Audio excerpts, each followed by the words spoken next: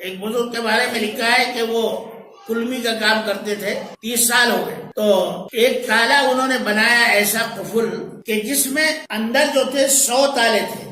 ایک تالا ایسا بنایا کہ اس کے اندر 100 تالے تھے۔ اب 100 مرتبہ، ایک مرتبہ چابی ادھر سے گھمانا، ایک مرتبہ ادھر، 100 مرتبہ ادھر سے گھمانا، تب جا کر وہ تالا کھلتا تھا۔ بادشاہ کو جو ہے یہ اپنی کاریگری دکھا رہے تھے، اتنے میں ایک بزرگ آئے، وہ کھڑے، بادشاہ ان کے لیے کھڑے ہو گئے، سارا دربار کھڑا ہو گیا، اور بادشاہ نے ان کو اپنی جگہ پر بٹھایا، بڑی عزت کی۔